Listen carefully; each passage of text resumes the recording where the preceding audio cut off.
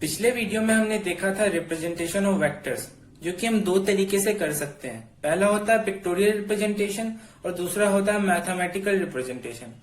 दोस्तों, आज के वीडियो में हम देखेंगे पहले टाइप्स ऑफ वेक्टर्स और फिर उसके बाद कुछ इंपॉर्टेंट टर्म्स जो कि हमें वेक्टर्स में काम आते हैं। तो आइए दोस्तों शुरू करते हैं। जैसा कि आप देख सकते हैं, वेक्टर्स को दो तरह से क्लासिफाई किया जा सकता है, फ्री वेक्टर और दूसरा होता है लोकलाइज्ड वेक्टर। जैसा कि आप नाम से ही समझ सकते हैं, फ्री वेक्टर मतलब ऐसे वेक्टर्स जिनको हम मूव कर सकते हैं और लोकलाइज्ड वेक्टर जो कि फिक्स होते हैं। तो आइए दोस्तों शुरुआत करते हैं डेफिनेशन से। फ्री वेक्टर की डेफिनेशन होती है vector of which only the magnitude and direction are specified, not the position in space और लाइन ऑफ एक्शन। तो फ्री वेक्टर में दोस्तों हम जैसा कि जानते हैं, किसी भी वेक्टर को रिप्रेजेंट करने के लिए हमारे पास एक मैग्नीट्यूड और डायरेक्शन होनी चाहिए। पर दोस्तों फ्री वेक्टर के लिए हमें पोजीशन और लाइन ऑफ एक्शन की जरूरत नहीं होती है। दोस्तों पोजीशन कहने का ये मतलब कि हमारे पास स्पेस में फ्री वेक्टर के लिए कोई फिक्स्ड जगह नहीं है जिसमें हमें कहा गया है कि ये फ्री वेक्टर वहां फिक्स होना चाहिए। तो हम इसे कहीं भी मूव कर सकते हैं। जैसे हमारे पास ये वेक्टर है, ये मैं उसे इस तरह से मूव कर सकता हूं।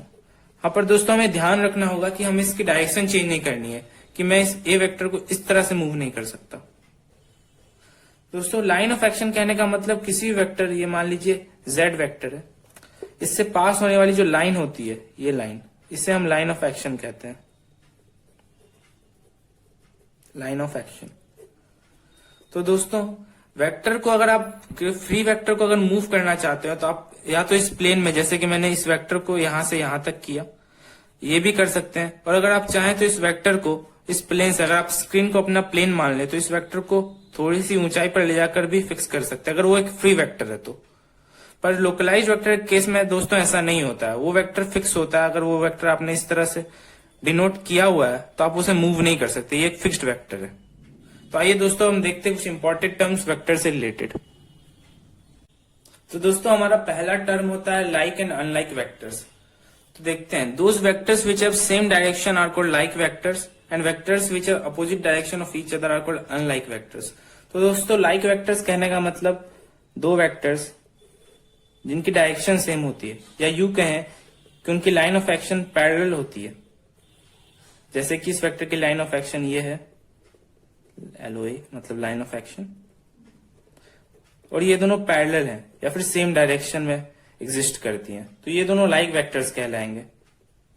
और वैसे ही अगर हम अनलाइक वेक्टर्स ड्रॉ करना चाहें, दो अपोजिट डायरेक्शन के वेक्टर्स को हम अनलाइक वेक्टर्स कहते हैं। जैसे कि ये ए और बी वेक्टर, इन दोनों की लाइन ऑफ एक्शन तो पैरेलल है, पर इन दोनों की डायरेक्शन अपोजिट है, एकदम 180 डिग्री पे डिनोट की जा सकती है। तो दोस्तों हमारा दूसरा टर्म होता है equal vectors. Vectors which have equal magnitude and same direction. तो हमारे पास दो वेक्टर्स, ऐसे वेक्टर्स जिनकी डायरेक्शन भी सेम हो, मतलब जैसे कि लाइक वेक्टर्स में होता था, पर उनके मैग्नीट्यूड भी सेम होने चाहिए। अगर ये 5 यूनिट्स है तो ये भी 5 यूनिट्स ही होना चाहिए, तभी हम इन्हें इक्वल वेक्टर कह सकते हैं। तो आइए देखते हैं दोस्तों हमारा तीसरा टर्म। तो दोस्तों हमारा तीसरा टर्म है को इनिशियल एंड को terminal vectors. Vectors with the same starting points are called co-initial and vectors that end or terminate at the same point are called co-terminal. So देख सकते हैं दोस्तों, दो co-initial vectors इस तरह से डिनोट किए जा सकते हैं। उनका स्टार्टिंग पॉइंट सेम होगा, पर वो एंड ऑब्वियसली डिफरेंट पॉइंट पे करेंगे। पर अगर हम वैसे ही को-टर्मिनल वेक्टर्स बनाना चाहें तो दोनों का एंड पॉइंट सेम होगा। ए वेक्टर और ये सी वेक्टर हो सकता है, ये दोनों का एंड पॉइंट सेम है, तो ये हो गए कोइनिशियल, और इसे कह सकते हैं आप को टर्मिनल वेक्टर्स। दोस्तों अगला टर्म होता है हमारा coplanar vectors. Vectors which are parallel to the same plane और lie on the same plane are called coplanar vectors. दोस्तों ऐसे वेक्टर्स जिनका प्लेन सेम हो, मतलब अगर आप स्क्रीन को अगर प्लेन मान ले, तो इस तरह से अगर मैं दो वेक्टर बनाऊं तो ये ए और बी वेक्टर दोनों को प्लैनर वेक्टर कहलाएंगे। दोस्तों अगर हम किसी फिक्स्ड रेफरेंस प्लेन को डिफाइन नहीं करते हैं तो हमारे कोई भी दो वेक्टर्स हमेशा कोप्लानर ही होंगे। कैसे?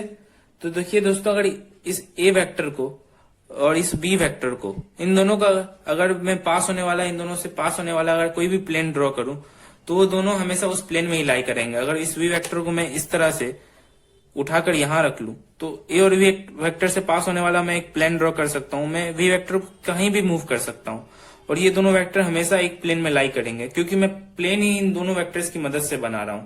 तो दोस्तों अगर हमारे पास कोई फिक्स रेफरेंस प्लेन डिसाइडेड नहीं है तो दो वेक्टर्स हमेशा को प्लेनर होते हैं, पर हमारे पास नॉर्मल टाइम्स में फिक्स रेफरेंस प्लेन दिया होता है। तो चलिए दोस्तों हम बढ़ते हैं अगले टर्म की तरफ। तो दोस्तों हमारा पांचवा टर्म है collinear vectors. The vectors which are parallel to one line और lying on the same line are known as collinear vectors. तो अगर मैं ये दो वेक्टर ड्रॉ करूं, ए और ये बी वेक्टर, और ये दोनों सेम लाइन में एग्जिस्ट करते हैं, तो ये हमारे कोलिनियर वेक्टर हैं। तो दोस्तों अगर मैं इनको लोकलाइज वेक्टर मान लूं तो ये दोनों मूव नहीं कर सकते हैं, पर अगर हम वही वेक्टर्स को ए और बी वेक्टर्स को फ्री वेक्टर मान लूं तो ये अगर मान लीजिए हमारा एक सी वेक्टर है, मैं इसको मूव करके ए और सी एक लाइन में भी रख सकता हूं, क्योंकि ये फ्री वेक्टर है, तो ये दोनों फिर कोलिनियर हो जाएंगे। तो दोस्तों फ्री वेक्टर और लोकलाइज वेक्टर के केस में हमारी डेफिनेशन बदल जाती है कोलिनियर वेक्टर की।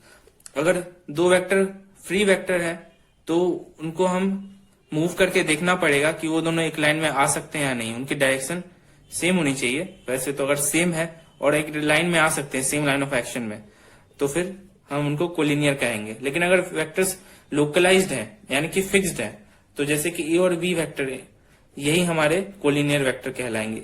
इस तरह से अगर वो सेम लाइन में अगर नहीं आते हैं तो हमारे कोलिनियर वेक्टर्स नहीं होंगे, अगर वो लोकलाइज्ड है तो आइए देखते हैं दोस्तों हमारा सिक्स्थ टर्म जो है negative of vector. If the direction of a given vector is reversed और rotated by 180 degree then it becomes negative of the given vector. तो हम कहें दोस्तों ये हमारा जेड वेक्टर है और मैं इसको सीधा 180 डिग्री पे रोटेट कर दूं और ये हमारा बन जाएगा नेगेटिव ऑफ जेड वेक्टर। दोस्तों ये नेगेटिव वेक्टर था हमारा। आइए देखते हैं दोस्तों एक एमसीक्यू जिससे हमको इस चैप्टर को समझने में थोड़ी आसानी होगी। तो दोस्तों ये रहा हमारा question. Given two vectors A and B, A of 4 units and B of 5 units, which of the following categories do these vectors fall into. तो हमें ये पता लगाना है कि ए और बी वेक्टर्स इन सब में से किन किन कैटेगरीज में आते हैं। दोस्तों मैं ये बता दूं आपको कि इनमें से एक से ज्यादा आंसर सही हो सकते हैं। मैं चाहूंगा कि आप वीडियो को कुछ देर के लिए पॉज कर खुद से आंसर सोचें, फिर मैं आपको आंसर बताता हूं। तो दोस्तों हमारा पहला ऑप्शन है लाइक वेक्टर्स। तो लाइक वेक्टर्स की हमारे पास कंडीशन होती है कि दो वेक्टर्स की डायरेक्शन सेम होनी चाहिए या फिर लाइन ऑफ एक्शन पैरेलल होनी चाहिए, जो कि हम इस केस में देख सकते हैं ट्रू है। तो हम कहेंगे कि ये दो वेक्टर्स लाइक वेक्टर्स की कैटेगरी में आते हैं। अब देखते हैं दोस्तों अनलाइक वेक्टर्स। तो दोस्तों अगर कोई दो वेक्टर लाइक वेक्टर है तो अनलाइक ऑब्वियसली नहीं होंगे एक टाइम पे, तो ये गलत है। दोस्तों इक्वल वेक्टर्स। इक्वल वेक्टर्स के हमारे पास एक कंडीशन होती है कि दो वेक्टर्स का डायरेक्शन और मैग्नीट्यूड साथ में ही सेम होना चाहिए। तो दोस्तों एक का मैग्नीट्यूड 4 यूनिट्स है, बी का मैग्नीट्यूड 5 यूनिट्स है, दोनों की डायरेक्शन वाले सेम है, पर मैग्नीट्यूड डिफरेंट होने की वजह से ये दोनों इक्वल वेक्टर नहीं है। कोइनिशियल वेक्टर्स। दोस्तों कोइनिशियल वेक्टर्स की डेफिनेशन होती है कि दोनों एक पॉइंट से स्टार्ट होने चाहिए। तो दोस्तों जो कि ये वेक्टर्स अलग डिफरेंट पॉइंट से स्टार्ट हो रहे हैं और डिफरेंट पॉइंट पे एंड भी हो रहे हैं, तो दोस्तों ना ही ये कोइनिशियल वेक्टर होंगे ना ही ये को टर्मिनल वेक्टर्स होंगे। दोस्तों कोप्लानर वेक्टर्स।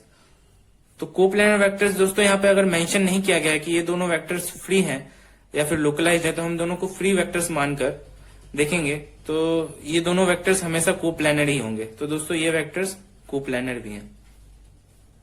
और अगर दोस्तों हम इन दो वेक्टर्स को फ्री माने तो ये दोनों वेक्टर्स इस वी वेक्टर को मैं इस तरह से शिफ्ट कर सकता हूं ए वेक्टर के साथ, और फिर ये कोलिनियर वेक्टर भी हो जाएंगे। तो दोस्तों अगर ये दोनों फ्री वेक्टर हैं तो मैं कह सकता हूं कि ये कोलिनियर वेक्टर भी होंगे। फिर नेगेटिव ऑफ ईच अदर। तो देख सकते हैं दोस्तों इन दोनों का जो मैग्नीट्यूड है वो डिफरेंट है और डायरेक्शन सेम है, तो दोस्तों ये नेगेटिव एक दूसरे के नहीं हो सकते। तो दोस्तों ये रहा हमारा आज का वीडियो। आज हमने देखा टाइप्स ऑफ वेक्टर्स और फिर हमने देखा कुछ इंपॉर्टेंट टर्म्स जो कि वेक्टर से रिलेटेड होते हैं। दोस्तों आने वाले वीडियो में हम कुछ और इंपॉर्टेंट टर्म्स देखेंगे और फिर उसके बाद हम शुरुआत करेंगे वेक्टर अलजेब्रा की।